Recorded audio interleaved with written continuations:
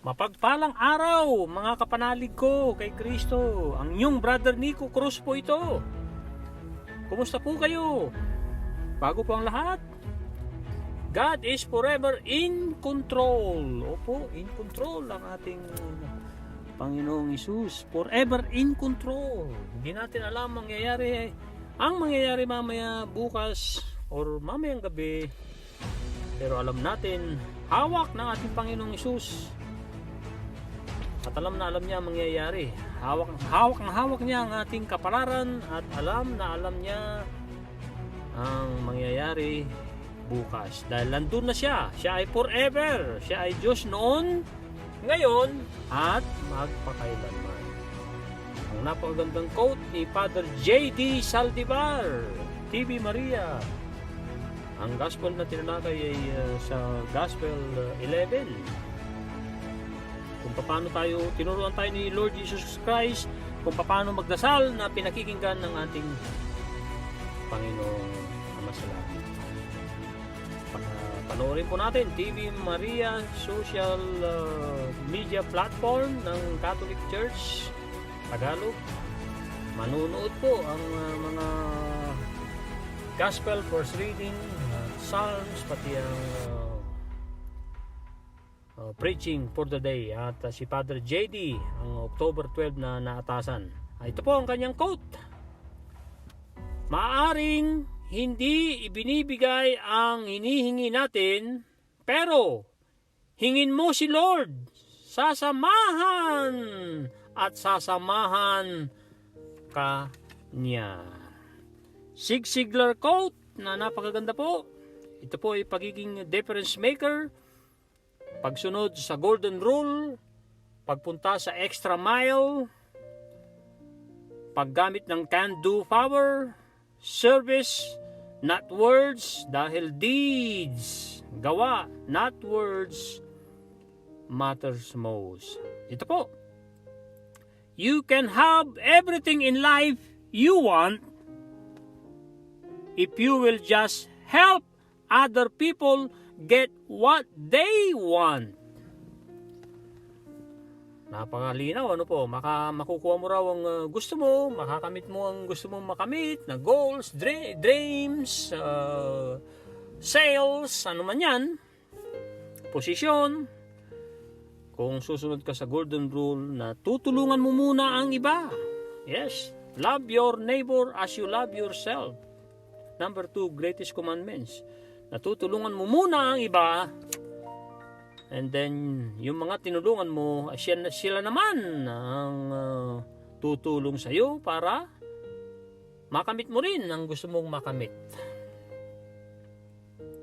Kung ano man ang ating ginagawa, training. Opo, training is a key. Susi ang training. Ano man yang ginagawa mo, ikaw ay nagpapakadalubhasa sa iyong passion, training is a key, susi para ikaw ay magtagumpay, para makamit mo ang tugtog ng tagumpay na kasama si Lord Jesus Christ. Isa pa na gusto kong i-share, ang natutunan ko kapon sa post-training online, follow safe driving rules. Alam na natin ang mga rules sa driving, pero mas magandang mapaalalahanan tayo dahil nakasalalay po talaga ang buhay, ang ari-arian at mismo buhay natin, buhay ng iba ang nakasalalay. Kaya kailangan, ito po ang mga susundin natin mga rules. I always wear a seat belt. I do not exceed the speed limit and reduce my speed for road conditions. I reduce my speed for road conditions. Pangatlo, I do not use phones or operate device while driving. I do not use phones or operate devices while driving. Habang nagdadrive, huwag humawak. Huwag gumamit ng cellphone. Nakasalalay ang buhay mo, kapatid. Malaking multa dito sa Canada yan. at malalagay ka pa sa alanganin.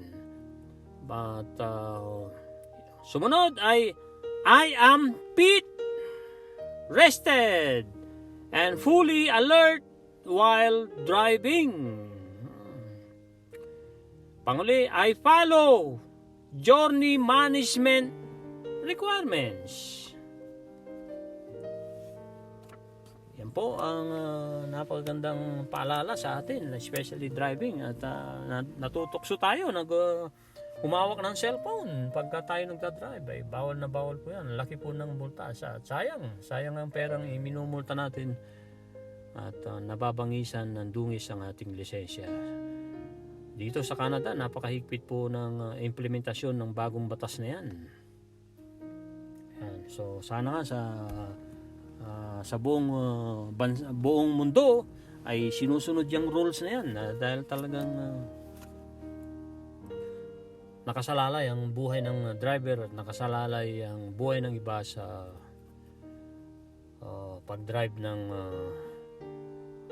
talagang todo-todong awareness. Focus sa manibela, focus sa driving.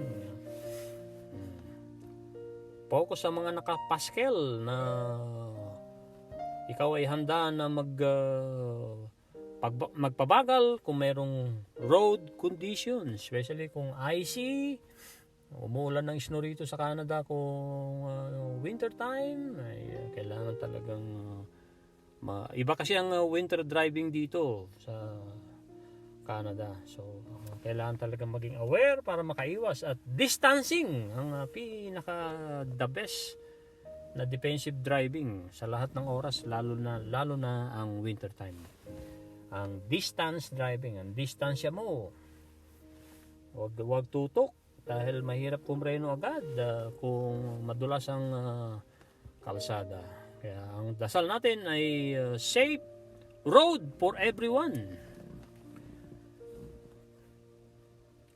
Bagong napulot po natin kahapon na isang napakagandang great elements para magtagumpay. Ito po ay letter I times B as in vivid or victory times A as in action equals R. Ano po yan? I times B as in victory times A equals R. Yan po ay I as in imagination times vividness. Ang vividness na napakagandang translation ng Tagalog po ay sigla. Tayo ay masigla sa ating mga ginagawa. Hindi po tayo napipilitan. Sigla. And then times A, actions, positive actions, siyempre, equals R as in results. Opo. Imagination times vividness, which is sigla, times action, massive action, siyempre positive massive action, equals letter R, good results. Opo. Tanong, ano po ang uwi ninyo kahapon sa episode 62? Episode 62. Tanggapin mo ang aking biyaya na nakabukas ang iyong mga kamay.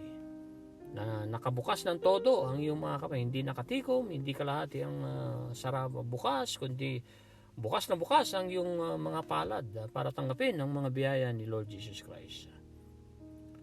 Siya ay summit. Siya ay pinaka-peak, highest peak. Siya ay the culmination ng ating mga pag-asa at mga ninanais. Dahil siya naman talaga ang the Alpha and the Omega, the first and the last, who is and was and is to come. Before you knew me, you expressed your longing for me in hurtful ways. Hurtful ay nakakasakit na mga paraan mo. You were ever so vulnerable.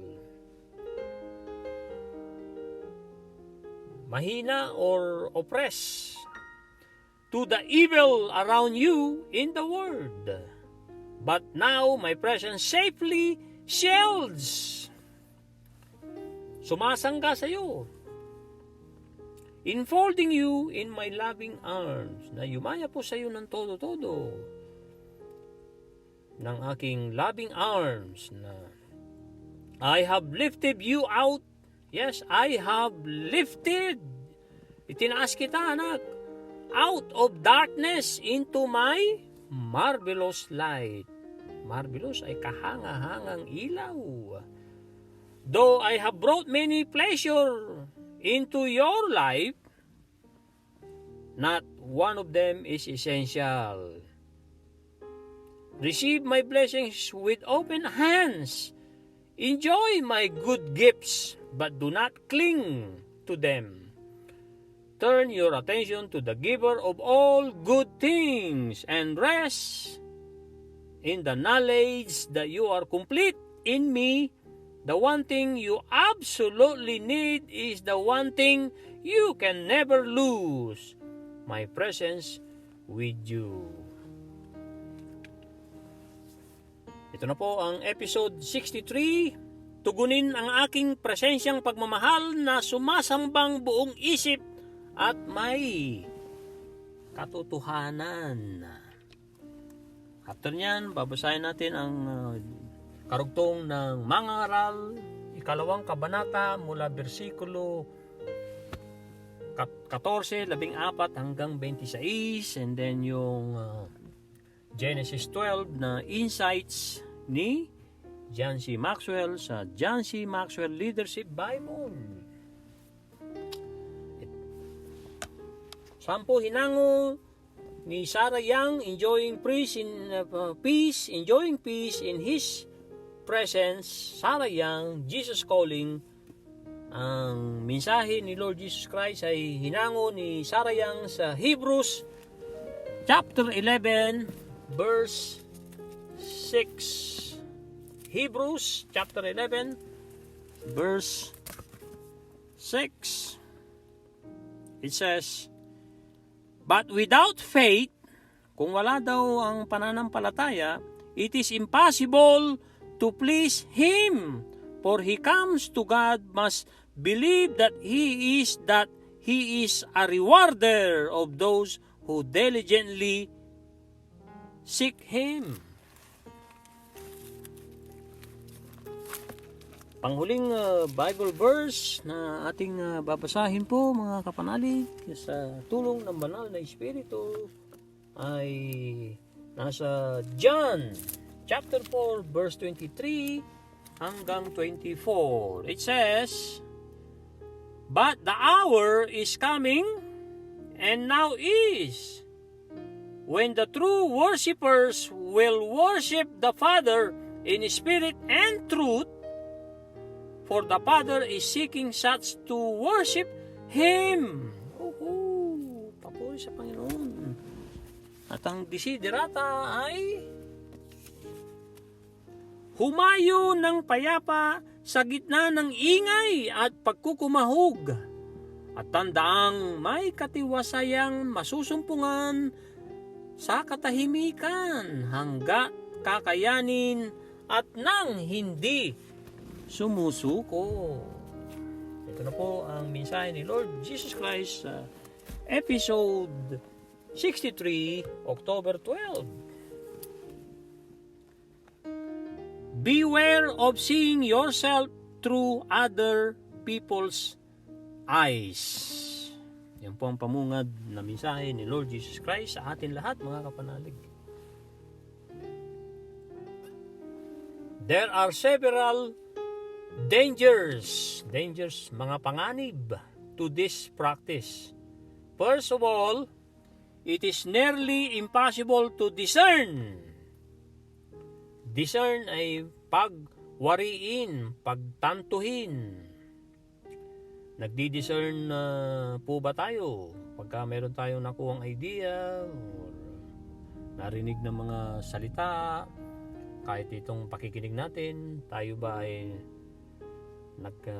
nagtatanto, tayo ba ay mayroong discern moment? Kailangan mayroon po yan. At tutulungan tayo ng banal na Espiritu. It is nearly impossible to discern what others actually think of you.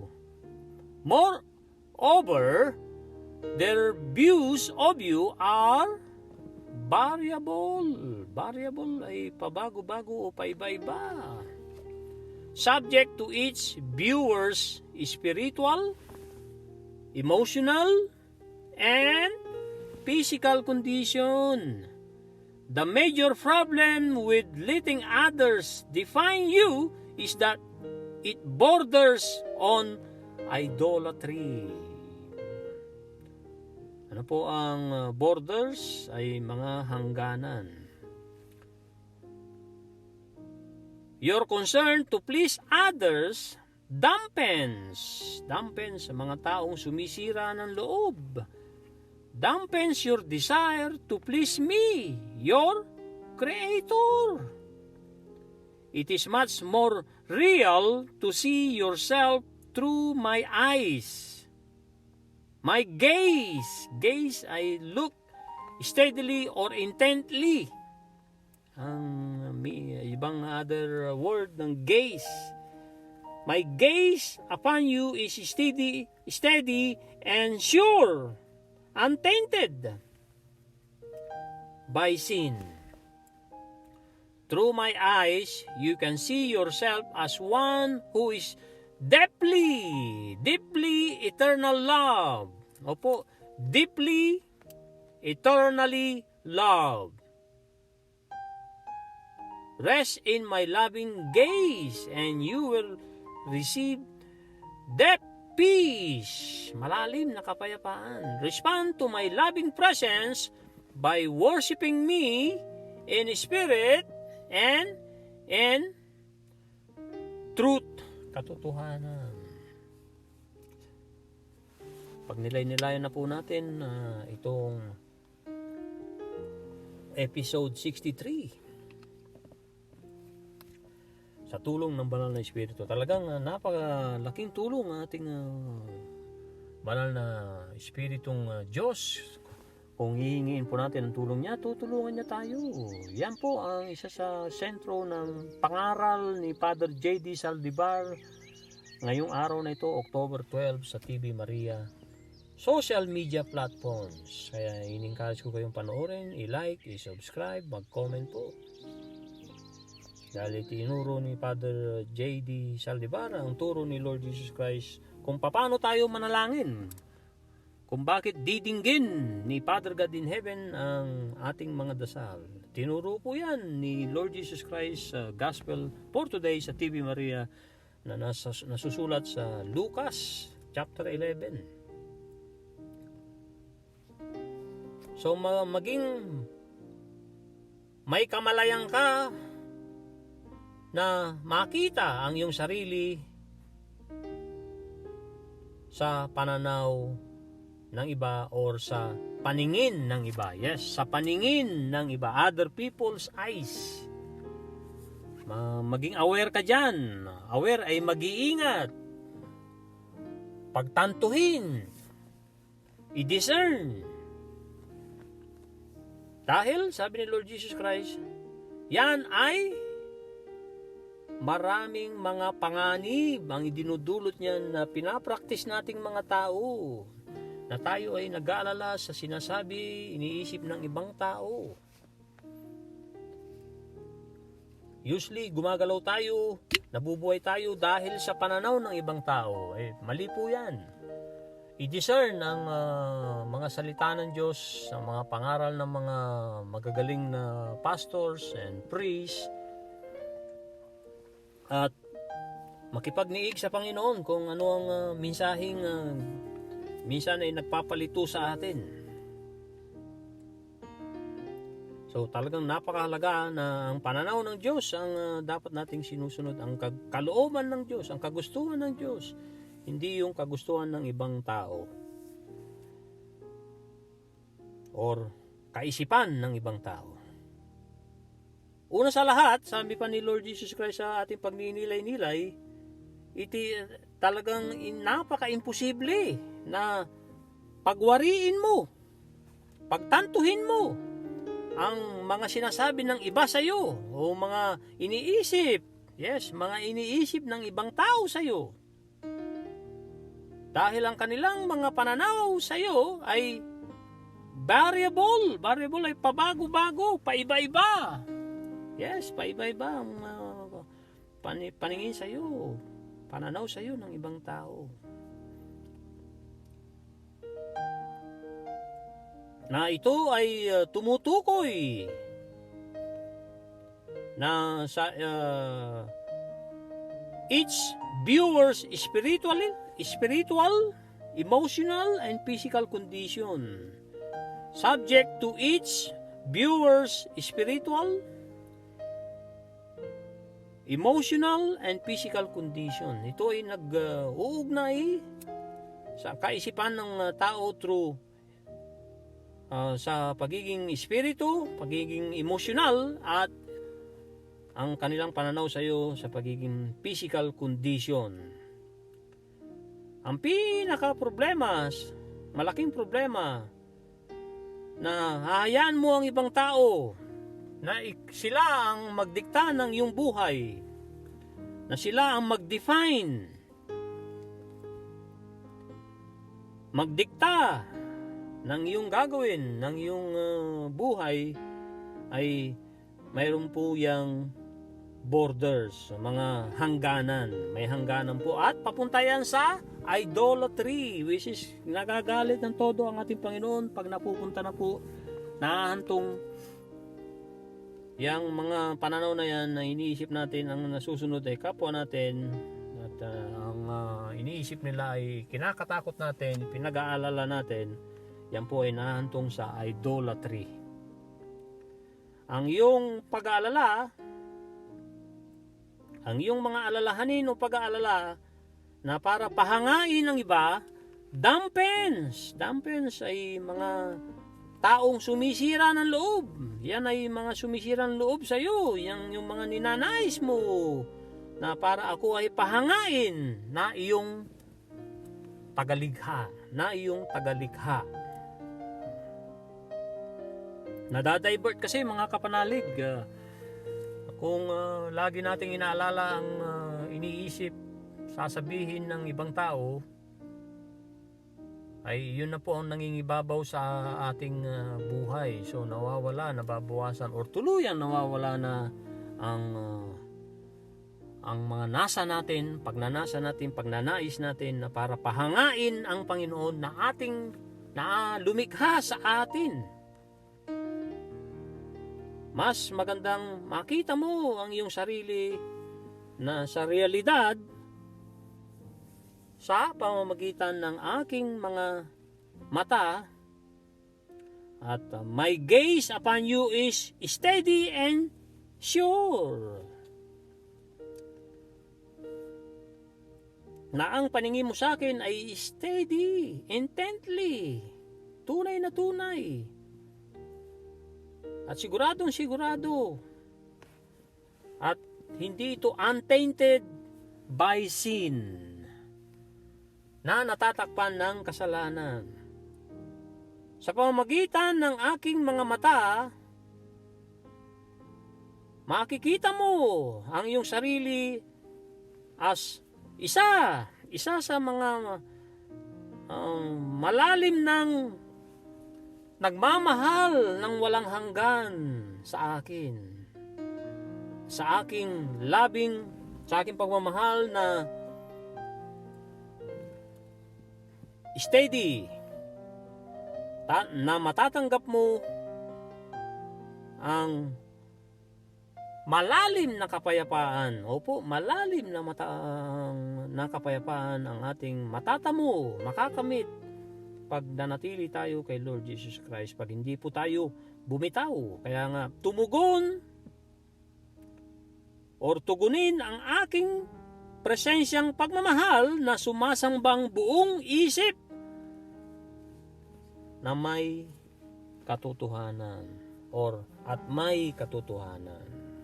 Yan po ang ating episode 63, October 12. Na-reviewin natin quickly bukas kung sa pahintulot ng Panginoon, if the Lord wills. Nasusulat yan sa James chapter 4 verse 15. If the Lord wills. Dahil hindi po talaga natin alam ang mangyayari mamaya o bukas. Unknown po yan. Pero kung tayo nagtitiwala at kung tayo naglalakbay patungo sa landas ng ating Panginoon, landas ng kapayapaan, landas ng pagpapatawad, landas ng pagmamahal kahit mahirap mahalin ng ibang tao, landas ng pagkabait sa mga gawain, pagkabuti sa isip, landas sa pagiging tayo ay humble, humility, dahil ang humility is a great virtue. And then tayo ay maawain at tayo dapat ay maging mahabagin. Dumako na po tayo sa mangangaral, 2 kabanata, ang karunungan at ang kamangmangan. Sinimulan natin kahapon sa tulong ng Banal na Espiritu mula versikulo 1 hanggang 13. So magsisimula po tayo ngayon sa 2 kabanata ng mangangaral, versikulo 14, tatapusin natin sa verse 26.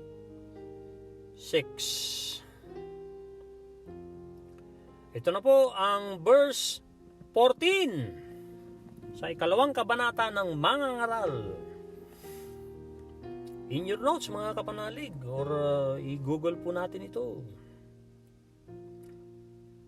Nalalaman ng marunong ang kanyang patutunguhan, ngunit hindi alam ng mangmang ang kanyang hangganan. Ngunit nabatid ko ring iisa ang hahantungan ng lahat. Iisa ang hahantungan ng lahat. Sabi ni mangangaral King Solomon.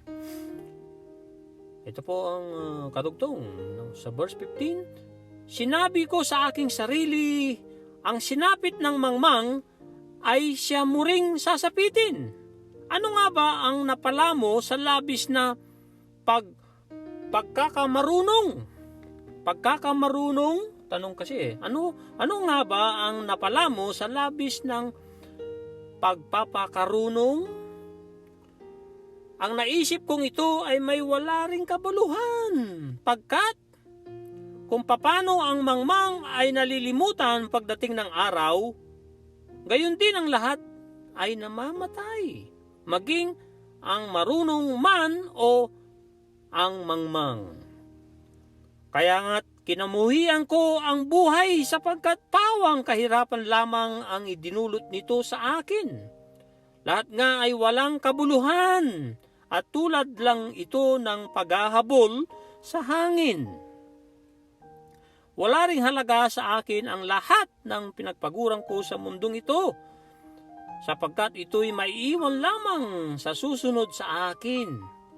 At sino ang nakakatiyak kung siya ay marunong umangmang? Gayunpaman, siya pa rin ang magmamana sa lahat ng mga pinagpaguran ko at ginamitan ng karunungan sa mundong ito. Ito'y may walang kabuluhan. Ito may walang kabuluhan.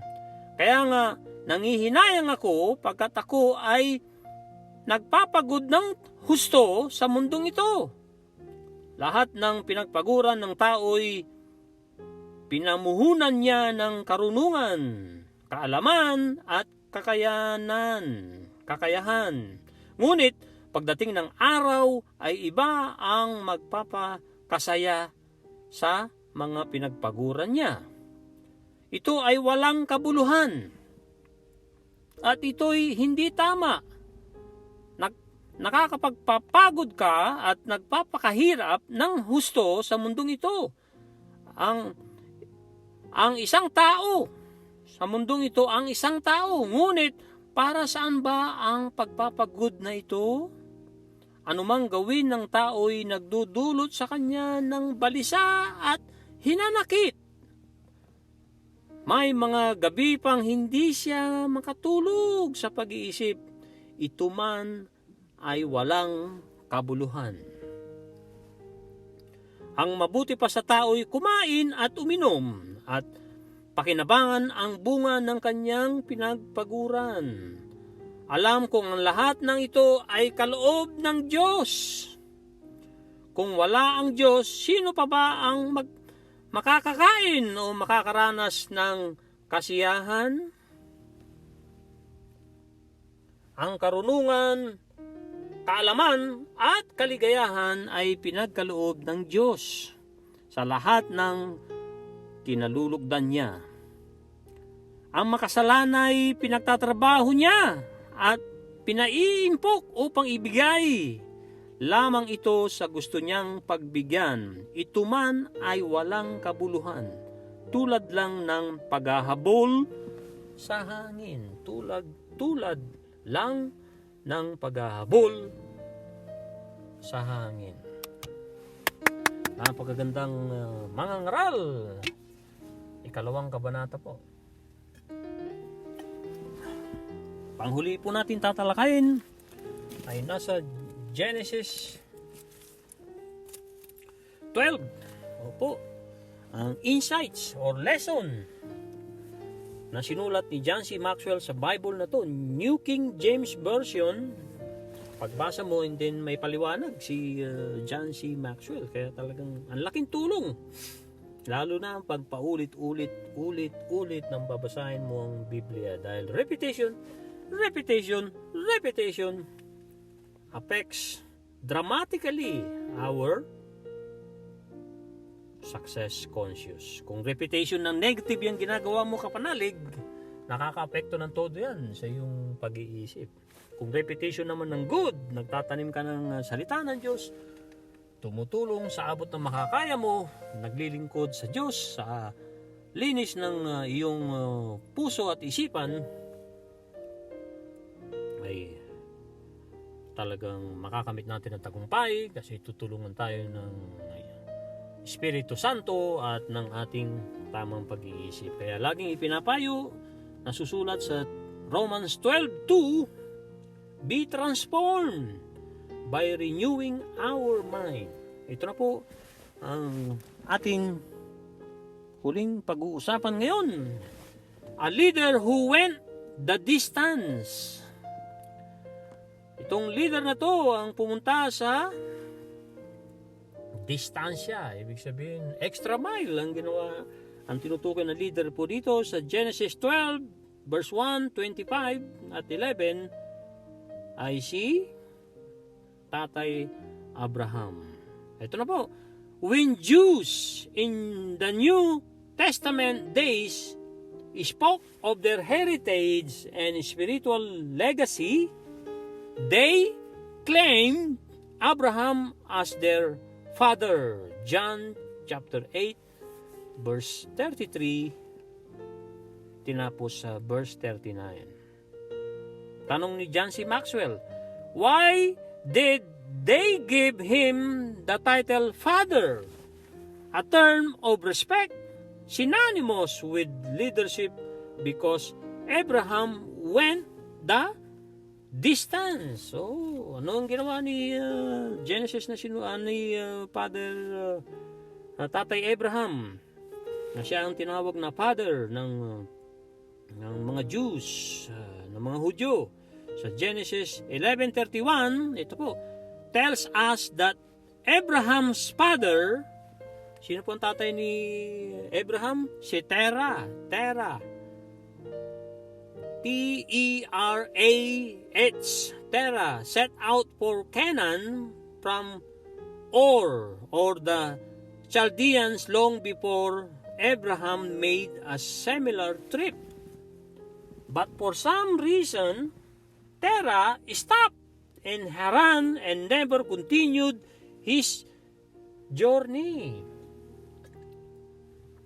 Sa pangtanong, did Terah receive an original call from God to move to the promised land but neglect to follow through? Sagot ni John C. Maxwell sa sarili niyang tanong, we will never know. We do know that Abraham never made such a mistake. Although he made other leadership errors, Abraham always seemed to follow through on his commitments. When God called him to depart to unknown land, he went the distance. When enemies abducted Lot, yung pamangkin niya si Lot, and his goods, Abraham pursued the kidnappers and subdued ay pinasuko. Subdued them. Genesis chapter 4 verse 14 hanggang 16. When commanded to circumcise the males of his household, Abraham did it that very same day. Genesis 17 verse 23. And when God asked Abraham to take his beloved son Isaac to Mount Moriah and sacrifice him there, Abraham followed through to the last detail. Only a last-second angelic intervention spared the young man's life. Genesis chapter 22 verse 1 hanggang 19. So Bible base ang lahat ng mga lessons ni John C. Maxwell. Kaya nga binabanggit dito kung saan niya kinuha yung kanyang mga lessons na yon. So, ang dulo, no wonder that God, the ultimate leader, called Abraham my friend. Saan po nasusulat yan? Na tinawag ni Father God na kaibigan si Abraham, si Tatay Abraham, nasa Isaiah chapter 41 verse 8. Yan po ang a leader who went the distance. Genesis chapter 12 verse 1 to 25 hanggang itinuloy sa tinapos sa 11. Ang next po ay the law of addition. Abraham takes the high road. Pag sinabing high road, mga kapanalig, ano pong unang pumapasok sa ating isipan? Pag bumabaybay tayo, high road, mga matatarik na daanan, kahit sasakyan po tayo, ay talagang kailangan lumamon ng gasolina, ng kadagdagang gasolina kasi nga matarik, ano? So kung tayo naman ay nagmamarathon or nagsacycling, ay talagang mahirap yan na umahon, di po ba? So ito, the law of addition, Abraham takes the high road. Sa Genesis chapter 13 verse 7 hanggang 15. Ito na po ang pamungad. Abraham and Lot. Si Tatay Abraham sa kanyang pamangking si Lot had reached an impasse. Impasse ay hindi pagkakasundo. Both, pareho, had so many possessions that a conflict arose among their herdsmen. Nagtatalo ang mga tao ni Tatay Abraham sa tao ni Lot kasi sa dami ng kanilang mga ipinapastol na hayop ay wala na halos mapastolang lupa, nauubos ang damo. So nag-aaway yung dalawang panig ni Tatay Abraham at panig ni Lot na pamangkin. So ito po na magandang aral na dapat nating pamarisan na ginawa ni Tatay Abraham. Yan po ay nasulat sa Genesis 13:7 na nag-aaway ang mga pastol o mga tauhan, mga servants ni Abraham sa kanila. There wasn't enough space for all of them to remain in the same area. Hindi raw sapat para manatili ang sila doon, dahil hindi sapat yung pinagpapastulan nga ng mga servants nilang dalawa. It would have been easy for both of these men to overtaken with greed, sakim. And it would have been even easier for Abraham to insist on getting his own way. After all, he was the one who started the journey with God, and Lot was invited later. Abraham, however, practiced the law of addition. Ano po ang ibig sabihin ng law of addition? Ito po, sinasabi ni John C. Maxwell. By serving his nephew, he allowed Lot to choose which piece of land he wanted. Abraham would take whichever real estate Lot didn't take. He served generously and sacrificially, giving up what could have been his for the sake of someone else. Abraham could do this because ito yung mga dahilan kung bakit nagparaya si Tatay Abraham at humanga ang Diyos sa kanya. Nagparaya para walang away.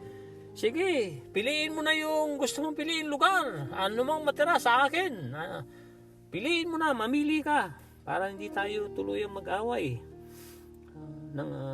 Lalo na ating mga tauhan, sabi ni Tatay Abraham. So, ganun ang ginawa ni Lot. Ito po ang mga dahilan na the law of addition. Si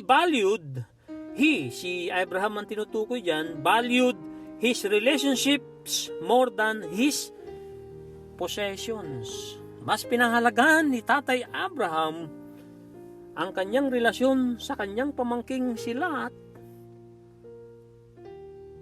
na more than his mga ari-arian, possessions.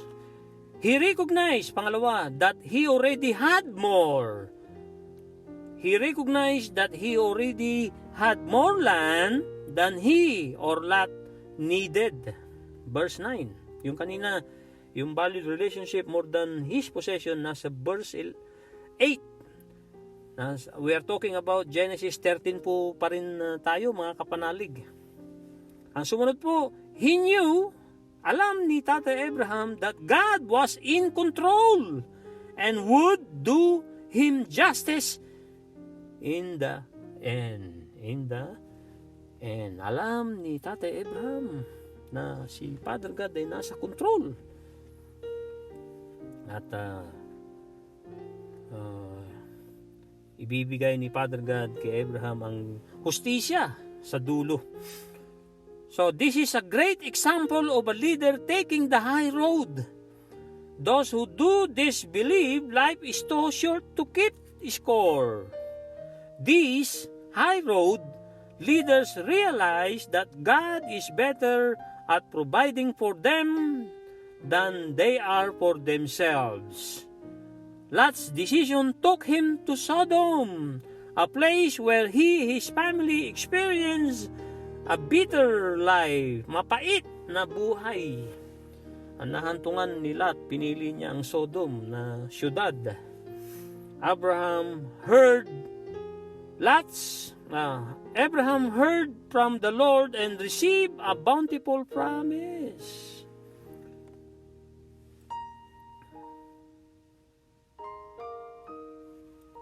Yan po ang dulo ng napakagandang lessons. Pupulikin na pulutan natin ang aral.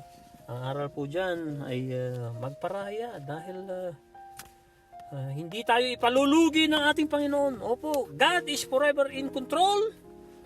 Measure our progress and adjust our plans and actions to become better aligned for success. And then gratitude is an attitude that hooks us up to our source of supply. And the more grateful you are, the closer you become to your Maker, to the architect of the universe, to the spiritual core of your being. It is a phenomenal lessons. Anong sabi ni Dr. Matthew Walker? Regularity is a king. Kung regular kang nagpaparaya, yan ay magiging hari ng buhay mo at hindi ka ipapatalo ng Panginoong may kontrol ng lahat. Kaya kay Lord Jesus Christ tayo kumapit, mga kapanalig. That's it for now. Maraming salamat sa inyong pakikinig. Shoutout sa kay Angelica na asawa ng pamangking kong si Ryan. Kay anak ko Patrick, kay Kuya Romy na napakasipag mag-comments at talagang hindi nagsasawang mag-transform by renewing our mind. God bless. Papuri sa Panginoon. Bye-bye now.